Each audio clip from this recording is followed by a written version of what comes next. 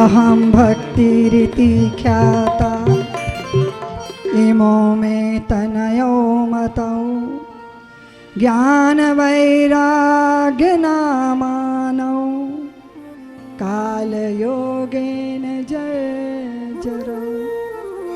भक्ति की चिंता। माँ तरुणी है और पुत्र बूढ़े वार्धक्य को उपलब्ध हो। उत्पन्ना द्रवणे साहं वृद्धि कर्नाटके गता। मैं द्रविड़ देश में पैदा हुई, कर्नाटक महाराष्ट्र में मेरा पोषण हुआ, गुर्जर प्रदेश में मैं वृद्धा हो गई और वृंदावन आकर मैं पुनः नवेली हो गई। किंतु मेरे ये दोनों पुत्र ज्ञान और वैराग्य, इनको यहां कोई नहीं पूछता। ये बुढ़े जर्जर, मैं तरुणी, मेरी संतान बूढ़ी। महात्मा, मेरा कल्याण कीजिए, मेरे दुख को दूर कीजिए। देव ऋषि नारद बोले कि देवी, तू तो वो है जो किसी के हृदय में बैठ जाए तो भगवान वहां खींचे चले आते हैं। और वृंदावन की पावन धरा, भक्ति की धरा, जहां हमारी चित्त की भक्ति तरुण हो जाए, वो है श्री वृंदावन धाम। भाई श्री के साथ जाते हो ना, राधे राधे राधे राधे राधे राधे, कण कण में वो आकर्षण, कृष्ण नाम का आकर्षण, जो चित्त को अपने आकर्षण में बांध लेता है। और ये वृंदावनम पुनस्तम तरुणी नवा, दोबारा, इसका मतलब वृंदावन पहले से ही भक्ति की धरा है। भक्ति की कोख से जो जन्मा वो ज्ञान ज्ञान है देवियों, नहीं तो शब्दों की पोटली है। और अगर भक्ति से पोषित नहीं है तो वो वैराग्य वैराग्य नहीं है, दंभ है, पाखंड है, दिखावा है। और वैराग्य हो जो प्रौढ़ हो, प्रौढ़ वैराग्य। कितना सुंदर शब्द है कि वैराग्य प्रौढ़ हो, वैराग्य तरुण हो, हमारे अंदर का ज्ञान तरुण हो। अगर ज्ञान जर्जर है, अगर वैराग्य जर्जर है, तो कैसे सुख पाएगी भक्ति माता, कैसे सुख पाएगी? मेरा कल्याण कीजिए, मुझे धन्य कीजिए।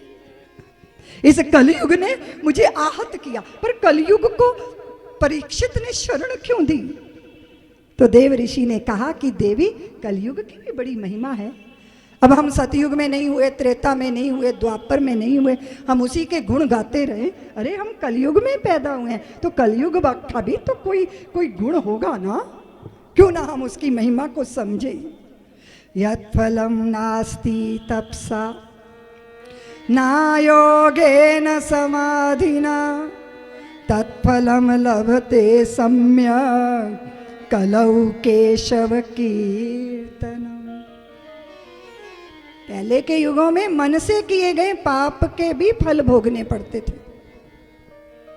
अब मन में आ गया, लेकिन शरीर से नहीं हुआ तो बच गए।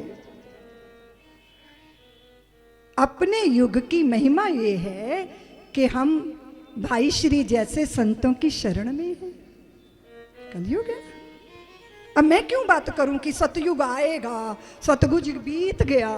वो कल है, जो आएगा वो काल के गर्भ में है, जो बीत गया वो काल के गाल में चला गया। और अभी ये क्षण हमारे पास है। हमें हमारे पलों की महिमा समझनी चाहिए। और हर चीज में बुराई नहीं होती। और हमने देखा है हर युगों में बुरे होते हैं, हर युगों में अच्छे लोग होते हैं। और जैसे जैसे अच्छे सज्जन लोग सक्रिय होते हैं, तैसे तैसे कलयुग विदा होता जाता है और सतयुग का आवाहन होता चला जाता है। इसलिए तय करो अपने युग को सुंदर बनाना। तय करो। अगर सासू ने कुछ कहा है तुम बोलोगी नहीं, तय करो। देरानी ने अगर दिल दुखाया तो तुम नहीं दुखाओगी, तय करो। पति बेवफा निकला, तुम तय करो कि तुम बेवफाई नहीं करोगी। सामने वाला लालची है पर तुम अपनी उदारता नहीं छोड़ोगे। निश्चित कर लो देवियों, अभी इसी क्षण। इसी क्षण हमारे चित्त में सत्य है, निष्ठा है, प्रेम है, धन्य है। छोड़िए ना, हल्द्वानी की इस पावन धरा पे भागवत जी की सन्निधि है, तो भला कलयुग यहाँ कैसे अपना पसारा कर सकता है।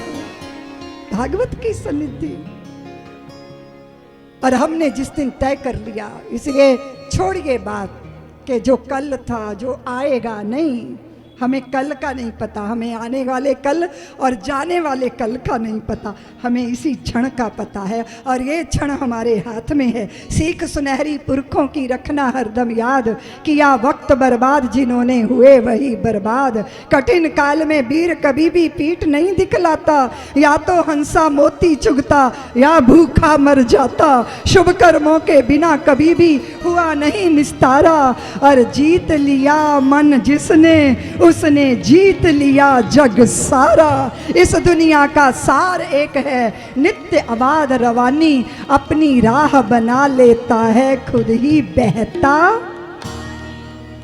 इसलिए बहिए, इस युग का प्रभाव हमको प्रभावित ना करे, इसलिए दृढ़ता के साथ संत की शरण में रहिए। और यहाँ उठ के देव ऋषि जाने लगे तो भक्ति ने पल्लू पकड़ लिया।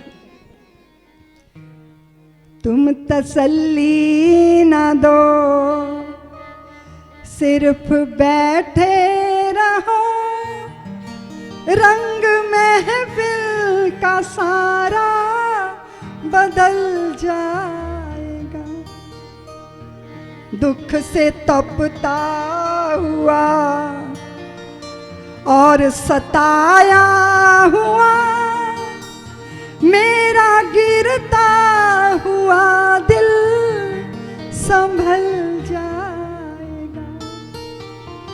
तुम तसल्ली न दो, सिर्फ बैठे रहो,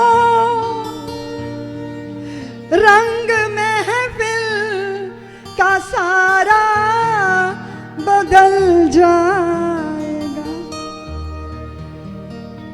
ज्ञान वैराग्य आए मेरे होश में, मेरे बेटों का जीवन सुधर जाएगा।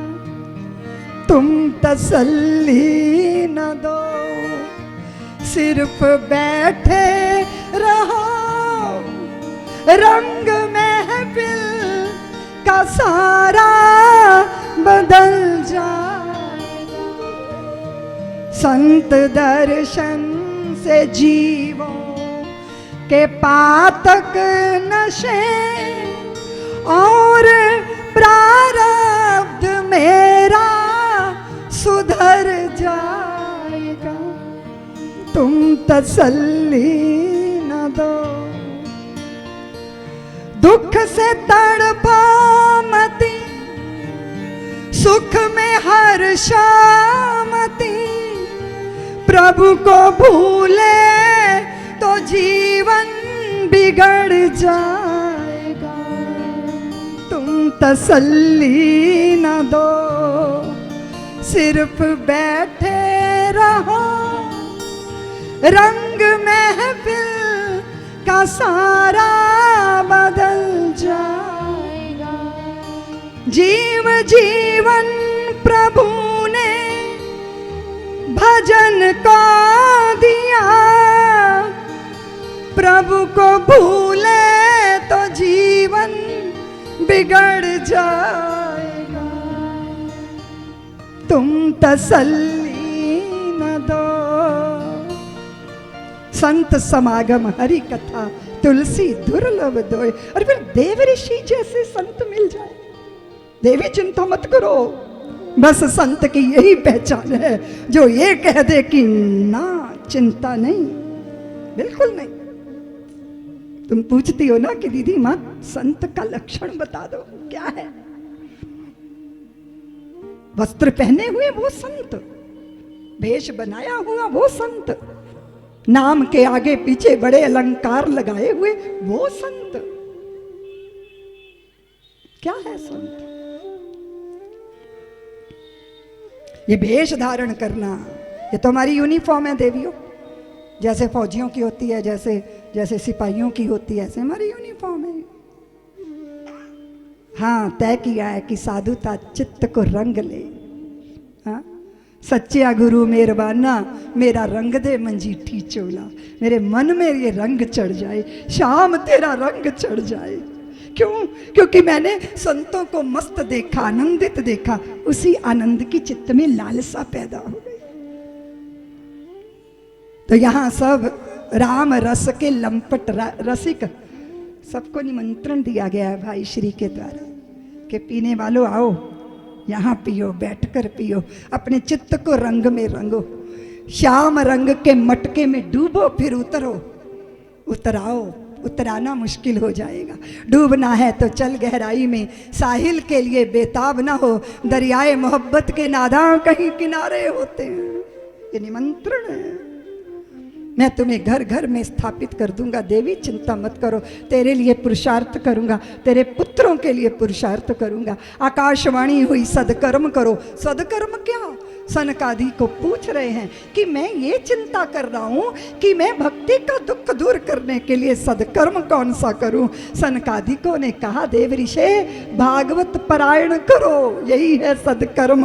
हरिद्वार गंगा द्वार आनंद तट पर विराजो और सप्ताह यज्ञ का आयोजन करो। और देव ऋषि नारद बने प्रमुख होता और भागवती कथा का आयोजन हुआ। चारों तरफ से नदियां, तीर्थ, संत, महात्मा देह धारण करके उस सभा में विराजमान हो गए। श्री कृष्ण गोविंद हरे मुरारे की धुन चली जब, तो वो भक्ति देवी प्रकट हो गई और देखते देखते ज्ञान वैराग्य की मूर्छा टूट गई और चारों तरफ जय हो जय हो जय हो का घोष प्रारंभ हो गया।